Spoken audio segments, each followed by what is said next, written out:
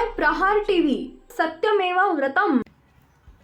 मी मराठा समाजाच्या आरक्षणासाठी लढतोय म्हणून माझ्या हत्येचा कट रचला जात आहे। त्यासाठी आपल्याच लोकांचा वापर केला जात आहे, सुपाऱ्या दिल्या जात आहेत, असा गंभीर आरोप मराठा आंदोलक मनोज जरांगे पाटील यांनी केला आहे।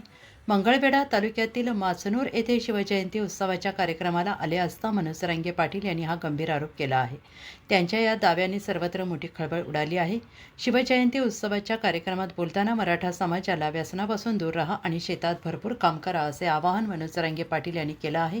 मनोज जरांगे यांनी काल माचनूर आणि मंगळवेढ्यात दौरा केला। यावेळी खूप मोठ्या संख्येने मराठा बांधव त्यांच्या स्वागतासाठी संपूर्ण मार्गावर थांबलेले दिसून आले। दरम्यान आपल्याच काही लोकांना माझ्या विरोधात काहीतरी बदवून घेतले जात आहे, पण माझ्यासोबत मायबाप जनता आहे, त्यामुळे मला काही होणार नाही। सरकारने आरक्षण नाही दिले तर एकेकाला पाहून घेईल असा इशारा मनोज जरांगे पाटील यांनी दिला आहे। राजकारण केवळ निवडणुकीपुरते करा, नंतर शेतात भरपूर काम करा असं सांगताना आपल्या पोराबाळांना अधिकारी करण्याचं आवाहन केलंय। आपली पोरं मोठी अधिकारी झाली तर पुढचे 50 वर्ष आपली चिंता संपेल। आपल्याला सही घेण्यासाठी कोणाच्या दारात जावं लागणार नाही असंही कळकळीचं आवाहन जरांगे यांनी केलं आहे। मी आरक्षण देताना कुठल्याही पक्षासाठी काही केलं नाही, तरी सर्वच पक्षातील मराठा समाजासाठी लढत असल्याचं त्यांनी म्हटलंय। सातारा संस्थान, मिरज आणि कोल्हापूर संस्थानचे गॅझेटर लागू करण्यासाठी पश्चिम महाराष्ट्रात बैठका घेणार आहे। पुढच्या महिन्यात सोलापुरात पहिली बैठक घेतली जाणार आहे।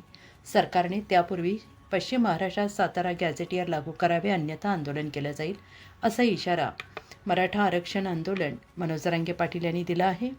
राज्य मंत्रिमंडळाच्या बैठकीत आंदोलन करणार असं सांगितलं आहे। मी बैठकीला सुरुवात करणार आहे। सातारा संस्थानच्या गॅझेटियरमध्ये 15 लाख नोंदी आहेत, त्यामुळे पश्चिम महाराष्ट्रातील सुमारे 42 लाख मराठा समाजाला आरक्षणाचा लाभ होणार आहे। सारथी अण्णासाहेब पाटील आर्थिक विकास मंडळाबाबत आंदोलन उभं करावं लागेल असा इशारा त्यांनी दिला आहे।